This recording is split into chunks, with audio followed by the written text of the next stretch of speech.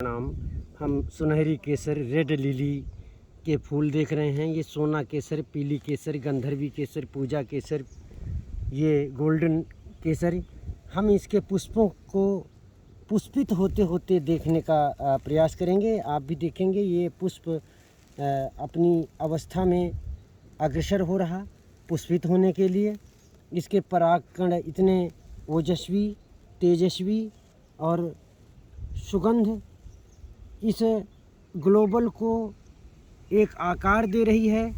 ये पुष्प प्रसव अवस्था का हम निरूपण कर रहे हैं। ये पुष्प का जन्म होने की अवस्था को कुछ हमारे जन्म हुए हुए पुष्प आहरित किए गए, इनकी हम ये पीली केसर अलग करेंगे और ये रेडी अलग करेंगे। दोनों को अलग करने के बाद देखेंगे एक पीला रंग जो है वो खाने लायक है, नीली पंखुड़ी है वो लगाने लायक है। नीली पंखुड़ी गुलाब जल में लगाने से सफ़ेद दाग ख़त्म होते हैं और पीली केसर गुलाब जल में लगाने से काले दाग ख़त्म होते हैं। दोनों औषधियाँ एक ही पुष्प में विराजमान हैं। इसी प्रकार से खाने के लिए पीली केसर, सोना केसर, लगाने के लिए नीली केसर इसी में परागित उपलब्ध है, उपस्थित है। वायुमंडल में सैने यही पुष्प अग्रसर हो रहा है पुष्पित होने के लिए वायुमंडल में, और धीरे धीरे अपने ग्लोबल को ये भर रहा है। ये ग्लोबल हर किसी के ऊर्जा में रोज प्रस्फुटित होता रहता है। अंतःकरण के फुफ्फुसा आवरण, रक्त धमनियाँ और श्वसन तंत्र भी हमारा इसी प्रकार से आह्लादित, प्रफुल्लित और प्रकाशित और विकसित होता रहता है। परंतु हमारी चेतनता रुग्ण होने के साथ साथ बहुत ही चपल, कटु, चंचल और अस्थिर, अविश्वासिता का कांटा घुन लगा हुआ, क्षोभ लगा हुआ, संदेह लगा हुआ, जो हमारी ऊर्जा, आत्मिक उत्थान की, ये स्वाभिमान की गरिमा को कभी तो खिलने ही नहीं देता, फूलने ही नहीं देता, प्रफुल्लित ही नहीं होने देता। अंतः अवस्था पर ही वो रुग्ण होकर समाप्त हो जाता है। मानवता की सिरा पंखुड़ियाँ पुष्पित होनी चाहिए, पल्लवित होनी चाहिए, फलित होनी चाहिए और सुमधुरा सुगंधा भी होनी चाहिए। सुमधुरा विनम्रवत मधुर वाणी के साथ मानव का संचालन, मानव वाणी का क्रियान्वयन जब होता है तो सभी मानवता की इकाई हमारी एक होती है। वसुधैव कुटुंबकम को हम कैसे पढ़ेंगे, कैसे समझेंगे, ये हम देखते हैं इन पुष्पों से। ये पुष्प पराग अब एक पंखुड़ी को बाहर फेंकता है, धीरे धीरे दूसरी पंखुड़ी को भी बाहर फेंकने की चेष्टा करता है।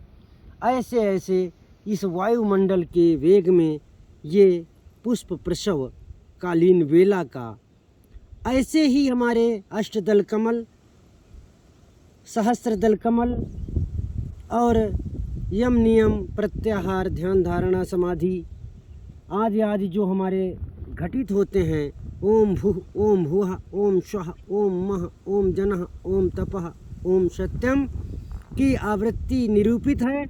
वो कब विकसित हो, ये हमारे अभ्यास, आचरण, आवृत्ति पर आरूढ़ होकर निर्भर करता है। शिव संकल्पो हम, जब तक मानव का नहीं होता, अर्थात किसी जीव का नहीं होता, जीव की गुणवत्ता गरिमा में मूल्यवान नहीं होती, तुलनात्मक नहीं हो पाती।